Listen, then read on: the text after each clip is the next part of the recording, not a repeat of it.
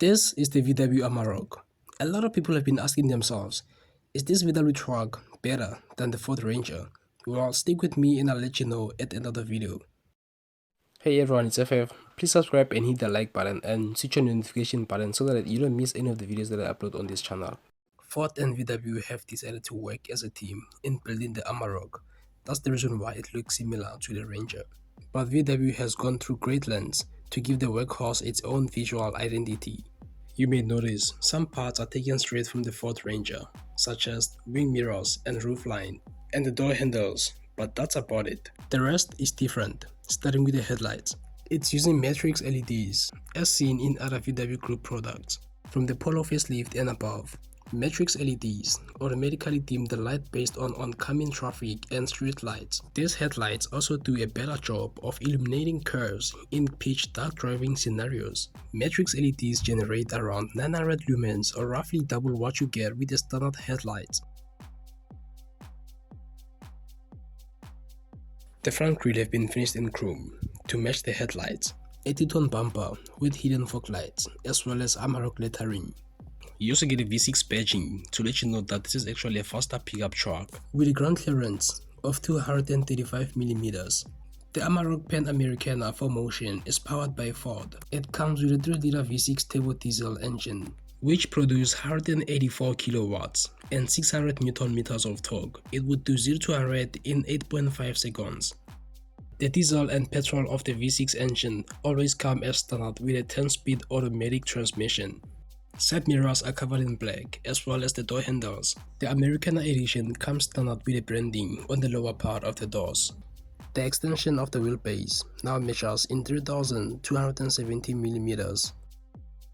That brings a total of 2,332 kgs of weight. Rims are finished in matte black and it's running with 17-inch wheels.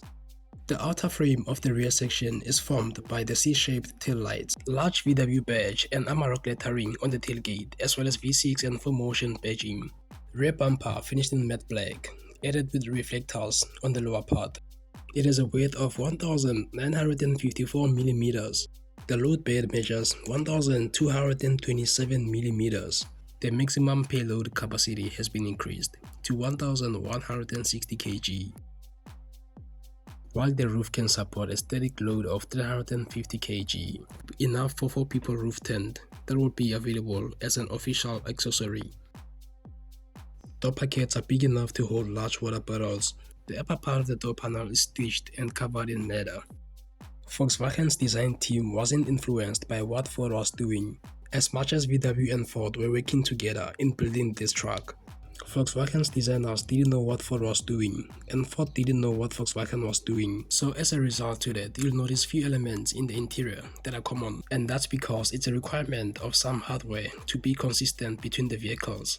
The dashboard of the Pan-Americana is covered in leather and soft to touch. The first thing you'll notice when you step inside is the 12-inch vertical infotainment system that features a unique Volkswagen skin with Ford's Sync 4 infotainment with the updated wireless Apple CarPlay and Android Auto. The gear selector is pretty much identical to the Ford Ranger.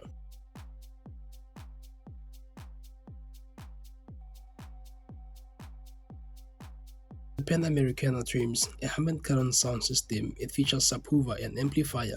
The 12-inch digital cockpit display is standard on this model. It offers customizable segments left and right of the central section to suit whatever the driver is looking for. Storage space is good with 2 cup holders in the center console, a room for wireless phone charging along with USB-C and USB-A connectivity. There's also an optional USB-A port. Thankfully, the steering wheel doesn't use haptic touch elements we've seen in some Volkswagen products. Instead, it uses physical buttons. Moving to the back seats, there's also room for adults. There's plenty of legroom and headroom. There's also air vents, along with center armrest with 2 cup holders. Rear door pockets is not as big as the front pockets, so you can't really fit large bottles, which brings us to 4 annoying things about this pickup truck. The gear selector is unnecessarily huge. The 360 degrees surround view. When you put the vehicle on D, it disappears. It's a pickup truck and it doesn't have roof rails. This Amarok was built by Ford, and you can tell that Ford has kept the best bits for itself. For instance, you can only get the leaf spring on the rear suspension, whereas you can get a Ford Ranger Raptor, and that has coil springs. It's not all negative though. This truck has cool features that can cover up the annoying things, such as lane keeping assist, front and rear sensors, speed limit notification, and non-airbags, keyless system, heated front seats, all-terrain tires for off-road, as well as adaptive cruise control. Now if you really want the roof rails, you can opt for them. The Pan Americana starts from 1 million rand, 37,000. So what's my final verdict? Should you shortlist, or should you go right ahead and buy the VW Amarok? I recommend you should shortlist the Amarok.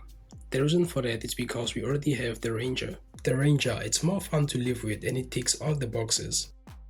If you enjoyed the video, please give it a thumbs up and subscribe to the channel. Doing so will help the channel grow. FF speaking, and you're watching Future Cars 23.